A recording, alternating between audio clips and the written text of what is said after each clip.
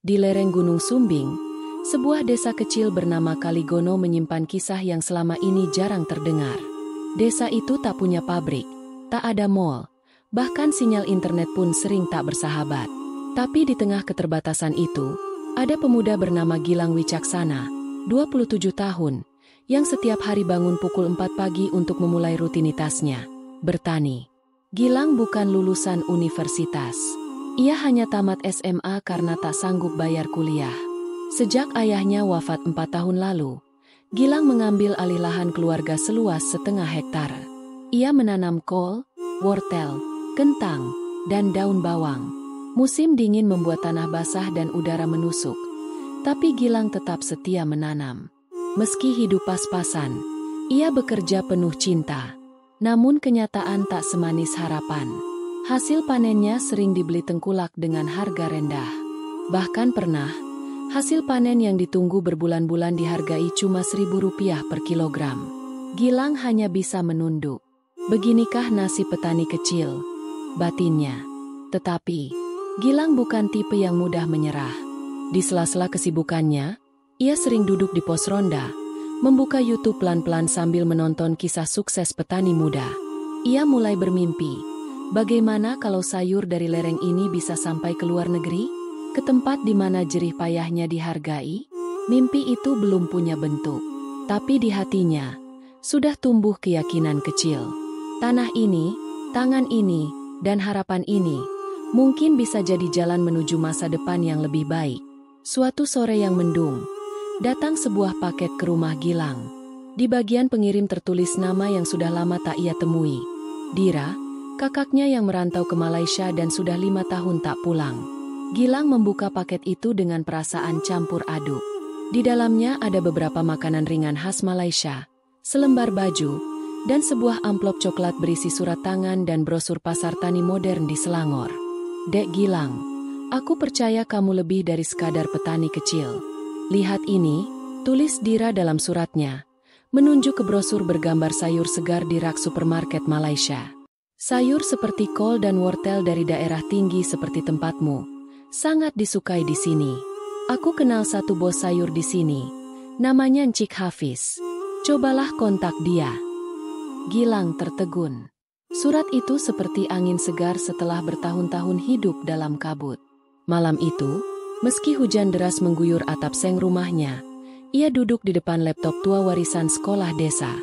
Ia membuka email dan dengan bahasa campur-campur, menulis pesan kepada Encik Hafiz, mengenalkan dirinya dan menawarkan kerja sama sederhana. Beberapa hari kemudian, balasan datang. Saya tertarik lihat kualitas sayuran kamu. Bisa kirimkan foto dan deskripsi detail. Tulis Encik Hafiz. Gilang hampir tak percaya. Tangannya gemetar, hatinya bergetar. Mimpi kecil itu mulai menggeliat. Ia mulai belajar tentang standar ekspor, kemasan, dan cara menjaga kesegaran sayur. Meski hanya lewat video YouTube dan koneksi internet yang lemot, Gilang tak peduli. Ia yakin, kesempatan seperti ini tak datang 2 kali. Dan untuk pertama kalinya, ia melihat bahwa tanah yang selama ini ia pijak, bisa membuka jalan ke negeri seberang. Keputusan Gilang untuk mulai menjajaki dunia ekspor bukan tanpa tantangan. Setelah mendapat balasan dari Encik Hafiz, ia mulai sibuk mengumpulkan informasi tentang prosedur pengiriman hasil pertanian ke luar negeri.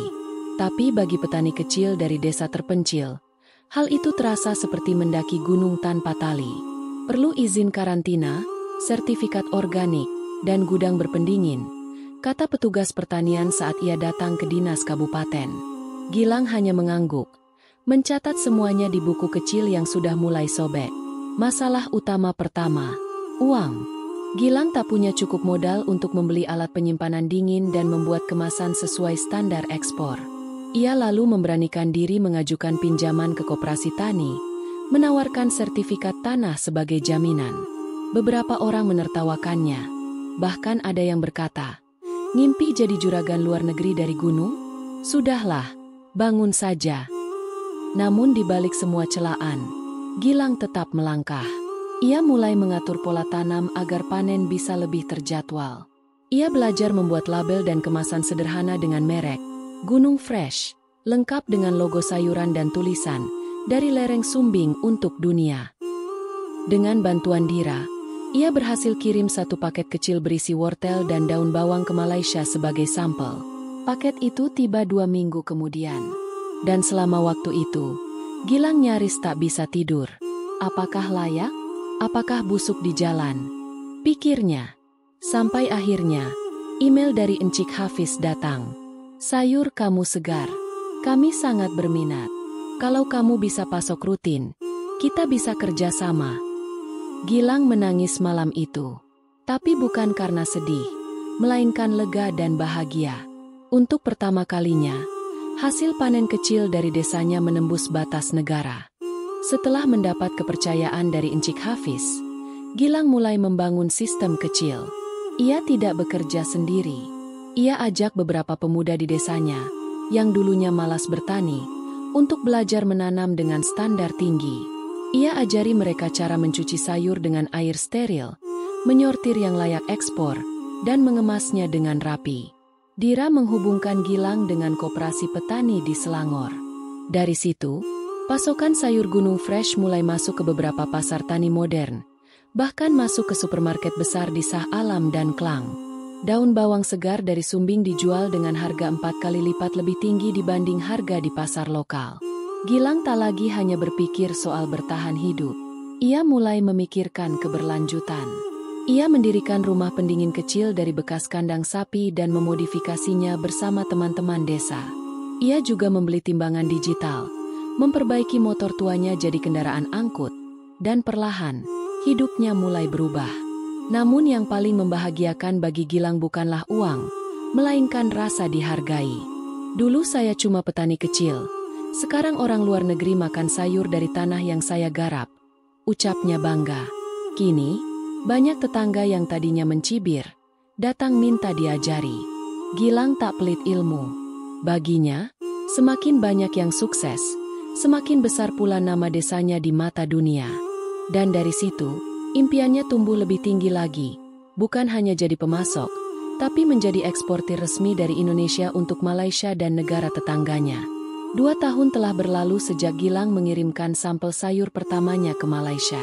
Hari-hari yang dulu penuh ketidakpastian kini berganti dengan jadwal pengiriman rutin setiap pekan. Dari hanya 1 dus, kini Gilang mampu mengirimkan ratusan kilogram sayuran segar ke berbagai pasar modern di Selangor, Kuala Lumpur, dan bahkan mulai merambah ke Singapura. Nama, Gunung Fresh, kini tak asing lagi di kalangan pemasok sayur kawasan Asia Tenggara. Dan siapa sangka, merek itu berasal dari sebuah desa kecil yang bahkan belum terdaftar di peta ekspor nasional. Namun keberhasilan ini tak membuat Gilang lupa dari mana ia berasal. Setiap pagi, ia masih turun ke ladang. Bedanya, kini ia datang bukan sebagai buruh tani, melainkan sebagai pemimpin. Gilang telah membentuk koperasi petani muda yang beranggotakan lebih dari 60 orang dari 3 desa sekitar. Ia membangun gudang bersama, fasilitas pencucian dan pengepakan sayur, serta sistem keuangan berbasis syariah agar anggotanya tak terjebak utang. Pemerintah daerah mulai meliriknya. Gilang diundang ke seminar agribisnis di Jakarta, bahkan beberapa kali ke Malaysia atas undangan koperasi tani di sana. Dalam sebuah kunjungan ke Putrajaya, Encik Hafiz memperkenalkannya kepada para eksportir besar dengan kalimat yang membuat Gilang nyaris menitikkan air mata. "Ini Gilang. Bukan hanya petani, dia jembatan antara tanah yang subur dan perut yang butuh makan. Dia bukan hanya kirim sayur, dia kirim harapan." Sore itu, Gilang berdiri di depan kebunnya, ditemani Dira yang pulang cuti dari Malaysia. Dira menatap lahan yang dulu penuh rumput liar, kini tertata rapi dengan sistem irigasi tetes yang dibuat Gilang sendiri dari pipa bekas. "Aku bangga sama kamu, Dek," ucap Dira pelan. Gilang tersenyum. "Semua ini karena kakak percaya padaku dulu. Kalau kakak nggak kirim brosur itu, aku mungkin masih jual sayur ke Tengkulak dengan harga Rp1.000. Tak lama, sekelompok anak muda desa datang membawa tumpukan panen segar. Mereka mengenakan seragam sederhana dengan logo Gunung Fresh di dada.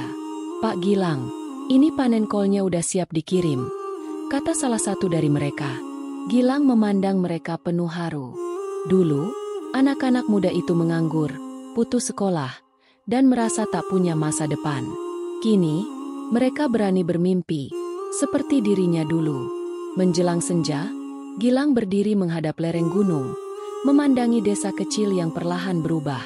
Ia tahu perjuangan masih panjang, tapi ia juga tahu, selama masih ada tanah, peluh, dan keyakinan, maka tidak ada yang tak mungkin.